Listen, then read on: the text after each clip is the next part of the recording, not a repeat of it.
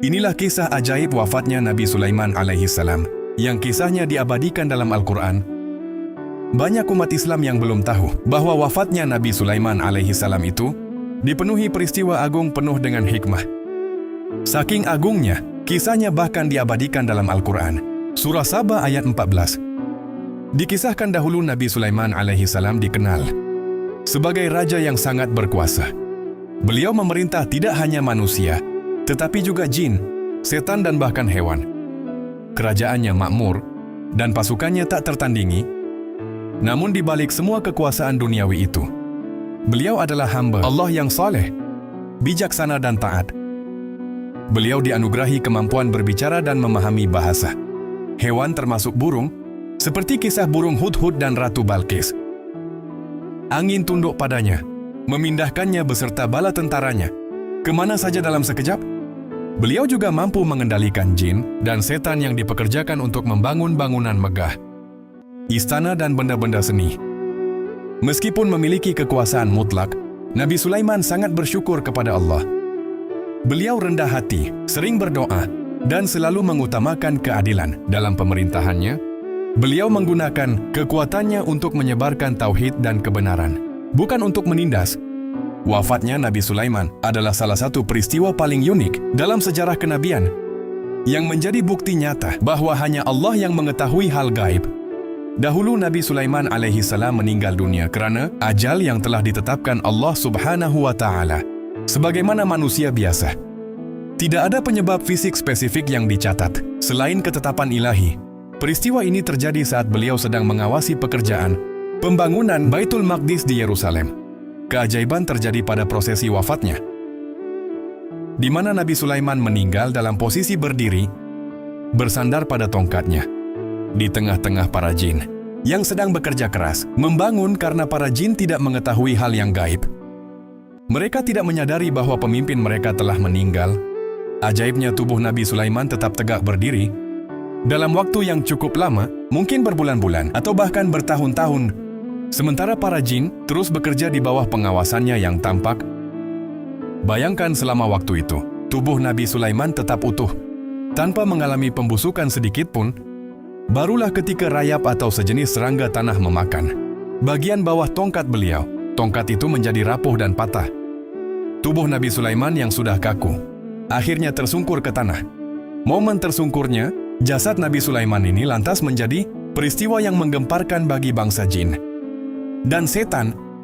Mereka terkejut luar biasa dan segera menyadari bahwa raja mereka telah wafat.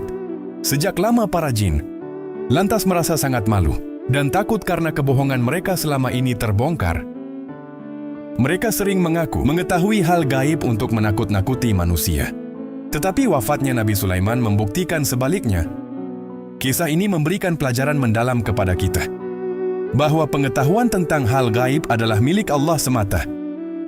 Bahkan makhluk sekuat jin pun tidak memiliki kemampuan tersebut. Kisah ajaib wafatnya Nabi Sulaiman ini bahkan masuk menjadi salah satu kisah terbesar dalam Al-Quran. Tepatnya diabadikan dalam surah Saba ayat 14. Allah subhanahu wa ta'ala berfirman, "Falamma qadayna alaihi al-maut, ma dilluhum ala mautihi illa dabbatal ardi takul min satih.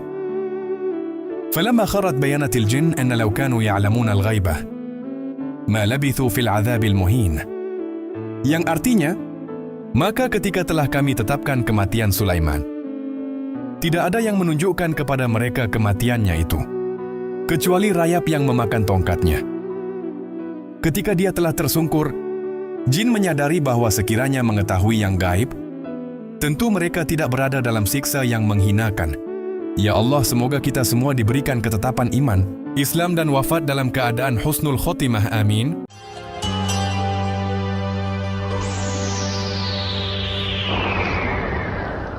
Sahabat channel Om Kus, jangan lupa subscribe, share, like, komen dulu. Terima kasih, semoga sehat dan sukses selalu. Amin.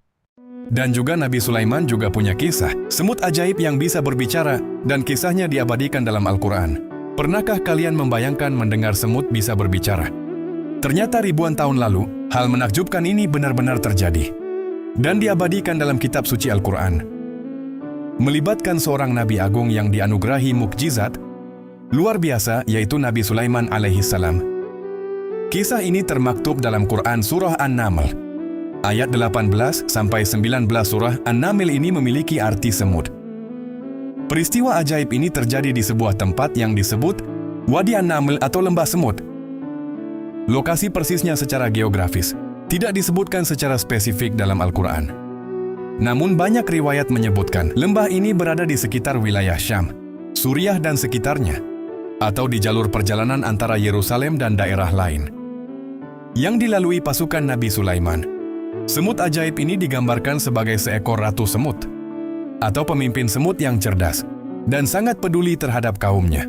Karakteristik utamanya adalah kebijaksanaan dan kemampuan komunikasinya yang unik, yang hanya dapat dipahami oleh Nabi Sulaiman berkat mukjizat dari Allah Subhanahu wa Ta'ala.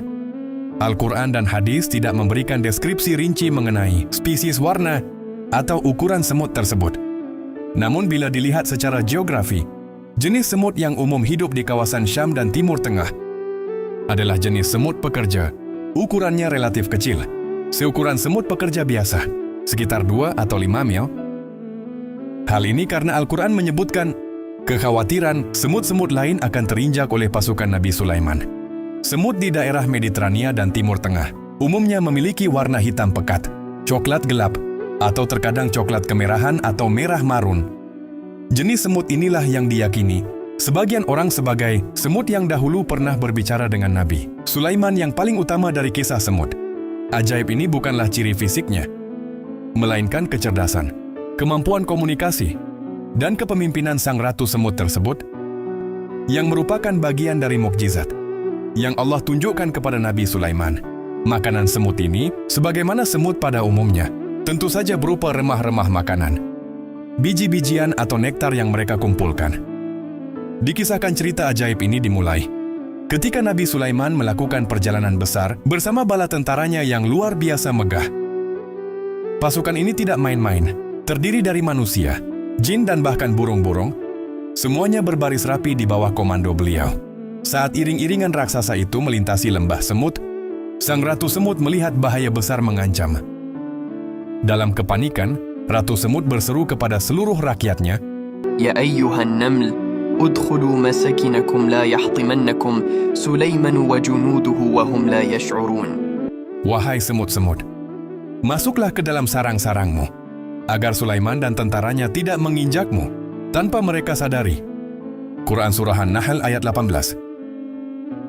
Apa yang terjadi selanjutnya adalah momen ajaib. Nabi Sulaiman yang dikaruniai kemampuan memahami bahasa binatang mendengar seruan itu dengan jelas. Beliau tidak marah atau mengabaikannya. Sebaliknya beliau tersenyum geli, terheran dan takjub mendengar kepemimpinan dan kekhawatiran sang ratu semut. Senyum Nabi Sulaiman ini bukan tawa ejekan, melainkan senyum penuh rasa syukur atas nikmat pendengaran dan pemahaman bahasa makhluk lain yang diberikan Allah kepadanya. Beliau kemudian berdoa, Ya Tuhanku, anugerahkanlah aku ilham untuk tetap mensyukuri nikmat-Mu yang telah Engkau anugerahkan kepadaku dan kepada kedua orang tuaku, dan agar aku mengerjakan kebajikan yang Engkau ridai. Dan masukkanlah aku dengan rahmat-Mu ke dalam golongan hamba-hamba-Mu yang soleh. Quran Surah An-Naml ayat 19. Setelah itu, Nabi Sulaiman memerintahkan pasukannya untuk sedikit berbelok memastikan tidak ada satupun semut yang terinjak atau terluka. Kisah semut dan Nabi Sulaiman ini mengandung makna yang sangat mendalam. Ratu semut menunjukkan jiwa kepemimpinan yang luar biasa. Ia memprioritaskan keselamatan kaumnya di atas segalanya, bertindak cepat, dan memberikan instruksi yang jelas. Kemudian Nabi Sulaiman, sebagai seorang raja yang berkuasa atas manusia, jin dan angin, tetap menunjukkan kerendahan hati dan empati terhadap makhluk sekecil semut. Beliau tidak merasa superior, bahkan tersentuh oleh kekhawatiran semut kecil itu. Respons utama Nabi Sulaiman adalah bersyukur kepada Allah atas mukjizat dan kekuasaannya. Kisah ini mengajarkan kita untuk selalu bersyukur atas setiap nikmat sekecil apapun itu. Maha suci Allah atas segala ciptaannya dan kekuasaannya. Allahumma salli ala Sayyidina Muhammad